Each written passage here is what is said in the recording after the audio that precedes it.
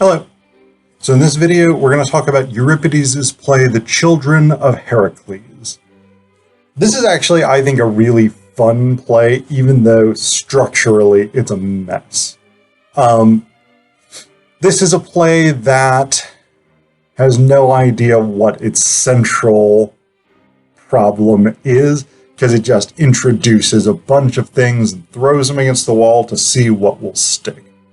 Now, the basic sort of setup is that Aeolus, who is Heracles' friend and companion in arms, the guy who did more than anyone else to assist him in the 12 labors, etc., etc., Aeolus has sort of taken charge of Heracles' children now that Heracles is dead, but the king of Argos, Euripides, who hated Heracles in life, was his sworn enemy. Euripides has basically put a price on Aeolus and the children's head. He wants them killed. Aeolus and the children, along with Alcmene, Heracles' mother, they have fled throughout Greece. They've sought shelter at all these different city-states, and Euripides' messengers keep showing up and being like, hey, if you don't want trouble with Argos, you will kick them out. And so, finally, Aeolus, the children, Alcmene, have arrived at Marathon, which is just outside Athens. They have taken up shelter at a temple of Zeus. They're basically suppliants. They are imploring the gods and the Athenians / Marathonians. Marathonians? I don't know if that's right or not. But they're imploring the citizens of this city, really of Athens, to protect them from the Argives. We start out, so that's the opening portion. And in Aeolus's opening speech, the prologue speech, he actually gives us a lot of the important themes of this play, and he sets the stage. So I'm going to read you a decent portion of Aeolus's prologue because I think it's really interesting. It's an interesting speech. I have long held the opinion that an honest man lives for his neighbors, while the man whose purpose drives loose-reined for his own profit is unprofitable to his city, harsh in dealings, and a valued friend chiefly to himself. This is not theory, I know it. I could have lived quietly in Argos, yet from a sense of honor and family loyalty while Heracles still lived among us, I took a greater share in all his labors than any other man. And now, when he lives in the sky, I take his children under my wing to seek for them the safety I need no less myself. When Heracles passed from the earth, Euripides planned to kill us, so we fled. Our city is lost to us, but we still live, exiles continually moving on, wandering from this city to that. For in addition to all our other troubles, Euripides has seen fit to do an outrageous thing. No sooner does he learn that we found refuge in some city than he sends heralds to demand our extradition, have us denied asylum, pointing out that friendship or enmity with Argos is no trifling matter, and he himself is a powerful king. So, when they see that I am powerless and the children young, lacking a father's help, they bow to the stronger party and debar us from their land. So these children and I are fellow refugees, and every blow that falls on them falls on me too. If I abandoned them, you know what would be said. When Heracles died, what help did Aeolus give to his uncle's fatherless children? I will not have that. Now, barred from every place in Hellas, we have come here to Marathon and its neighboring towns, and here we sit as suppliants at the altars of the gods, praying for help. We've been told that in this neighborhood lives Theseus's 2 sons, who received it from Pandion as an inheritance. They are related to these children, and that is why we've come here to the boundaries of famous Athens. And there's a little bit more, but you get the gist of it. So, some of the things that sort of crop up repeatedly in this play, the idea of famous Athens, that there are these distinctive Athenian values. Euripides is an Athenian playwright. The surviving corpus of Greek tragedy is really Athenian tragedy, is written for the city Dionysia, which was a major religious festival in 5th century BCE Athens. And so there's often these sort of positive references to Athens, to democracy, to freedom, to these kinds of things. So we've got that issue of famous Athens, and I'll talk more about some of the praise for Athens throughout this play. We've got this conflict set up between the rights of refugees, or the rights of, in some ways, strangers to hospitality, which was a major, major aspect of Greek ethical life. The importance of caring for refugees and providing proper hospitality was fundamental. And we see this in a lot of Greek tragedy. We see this in epic poems like the Odyssey. We see this across the board with Greek literature. And then this idea of communalism, right? These opening lines. I've long held the opinion that an honest man lives for his neighbors, while the man whose purpose drives loose-reined for his own profit is unprofitable to his city, harsh in dealings, and a valued friend chiefly to himself. This idea that service to others is the greatest value that one can have, I think is a really, really important idea in this play. Partially because this becomes one of the hinge points. So the herald of Eurystheus shows up and is basically like, I'm going to take these children off this altar where they are supplicating to the gods.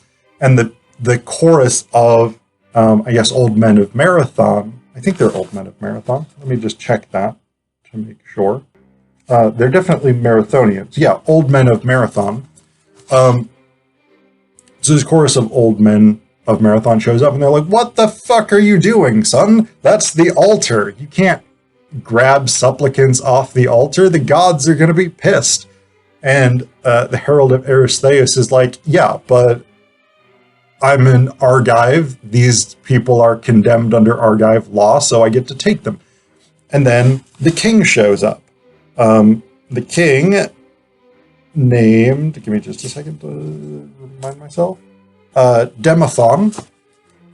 Demophon shows up, one of the sons of Theseus, one of the other great sort of heroes of Greek literature, myth, drama, etc.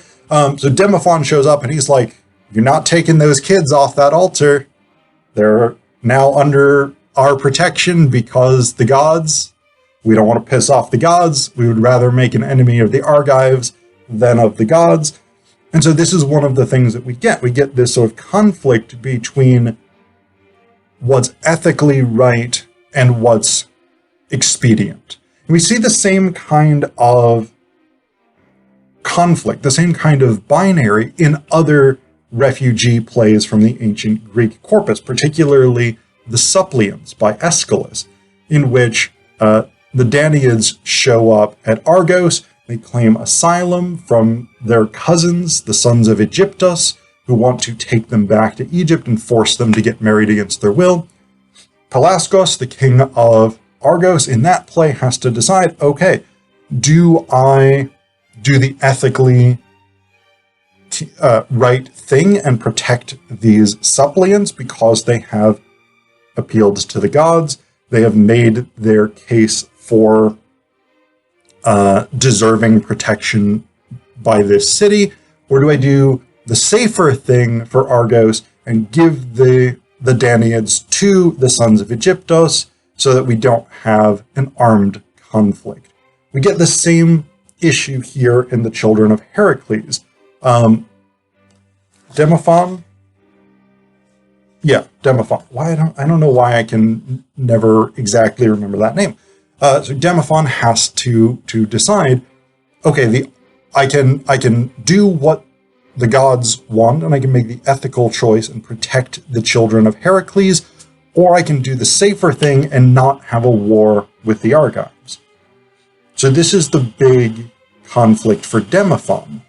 But because the herald of Eurystheus is pretty dickish, Demophon pretty immediately decides, all right, we're going to protect them. And you can go back to Argos, get your army, and we'll settle this on the battlefield.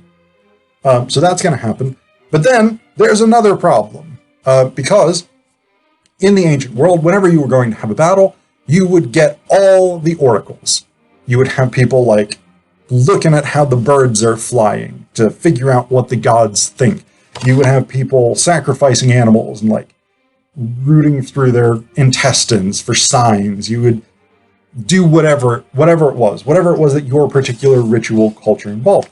And so the Greeks, the Athenians / Marathonians have done their oracles. They've like listened to the prophets and the seers. And what the prophets have said is that Persephone is not super thrilled with the state of affairs, and so she demands the sacrifice of a virgin daughter from a royal household. Demophon is like, I'm not going to sacrifice one of my own daughters for this, and I'm not going to order any of the Athenians to sacrifice one of their daughters, so probably we're going to lose this battle. Sorry. And so they're like, this is the sort of central bit of the play. The central conflict is like, we've got this oracle that says Persephone will not let us win the battle unless we sacrifice a virgin princess. We don't have one immediately to hand that we're willing to part with. Problem. At which point Aeolus steps up and he's like, wait, maybe you can just give me to Eurystheus and you guys can hold on to Heracles' children. So Aeolus says, I will sacrifice myself. I will suffer any sort of shame that Eurystheus wants to put me through before he kills me, but let's try and protect the kids. Demophon is like, hey man, real admirable gesture, but Eurystheus wants these kids dead. You're an old man. He doesn't really care that much about you. He'd like to kill you as well, but it's really about these kids. At which point, from the temple, because Alcmene and Heracles' daughters have been inside the temple while Aeolus and Heracles' sons have been outside, Macaria comes out, one of Heracles' daughters. And she's like, hey, I heard the shouting. What's going on? And they basically sort of fill her in that Persephone requires the sacrifice of a virgin princess. And Macaria is like, the fact is then that our lives depend on this condition? Aeolus says, yes, that is so, provided all the rest goes well. At which point Macaria says, then you need no more dread the attack of Argive's spears. Before you bid me, Aeolus, I am myself ready to die and give my blood for sacrifice. What could we say when Athens is prepared to face great peril for our sake if we ourselves, who laid this burden on their shoulders, having it in our power to bring them victory, draw back and shrink from death? Never. We should command not sympathy but scorn if we, who sat here weeping as suppliants to the gods, demonstrate that a father such as Heracles can beget cowards. We think better of ourselves. So Macaria comes out, and basically she's like, I'm willing to be this sacrifice so that we can win the battle, so that my brothers can be protected, my sisters can be protected, Aeolus can be protected. And so there's an interesting bit here where, so she goes on for a little bit longer, basically talks about like how it's better to die honorably in the service of others than to live and be shamed as a coward. And so this is, again, very Greek. This is the ethical system, the ethical world that they come from. There is this interesting bit where Aeolus says, no, we can't let you volunteer. Let's bring Heracles' other daughters out here and have you draw lots to see who will be sacrificed. The reason that's really interesting is because That's a very Athenian democratic way of looking at things. Drawing lots was a major component of Athenian democracy because it ensured a degree of fairness in public service. The thing that Macaria says in response to this is, no, if we draw lots, then it is fate that decides, and my willingness to sacrifice myself for others is nullified. So we get that sort of element. And again, this is a working through of this theme of devotion to others, sacrifice for the sake of others, etc., etc. So that happens. They go to the battle. The Athenians / Marathonians go to the battle. Actually, there's a kind of weird bit where Aeolus is like, I'm going to the battle too. And they're like, dude, you can barely stand up because you're old. And he's like, I don't care. Get me some armor out of this temple. If I survive the battle, I will return the armor. If I die, the gods won't demand it of me.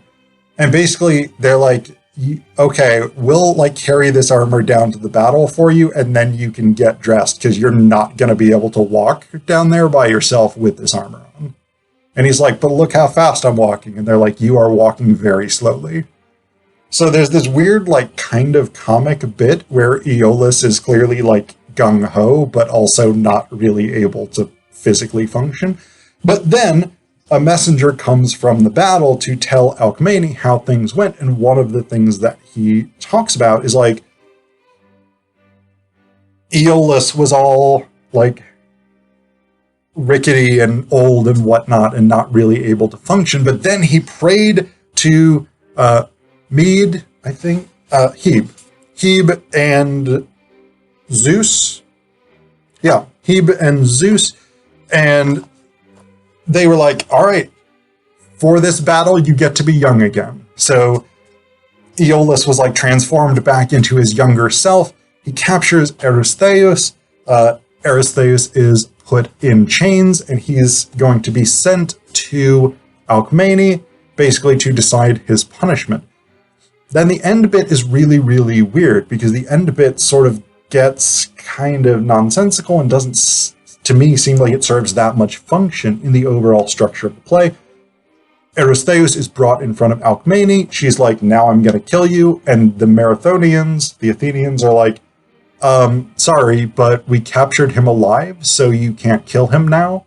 And Alcmene's like, but I'm going to kill him. And they're like, no, you can't. At which point, Eurystheus is like, hey, you let her kill me, bury me in the soil of Athens, and I will become a great protector for the city. And then in a couple of generations, when Heracles' descendants attack the city, I will be a powerful ally for you. This is a thing we do see elsewhere in Greek drama. Oedipus at Colonus is probably the best example, the Sophocles play, in which Oedipus says, I've come to Athens to die, or I've come technically to Colonus to die, a district outside Athens. I've come to Colonus to die, bury me in the soil of Athens, and I will be a great talisman for your city. So Eurystheus kind of pulls the same trick, and it's this weird like ending where they're like, should we kill him? Should we not kill him? Maybe we will, maybe we won't.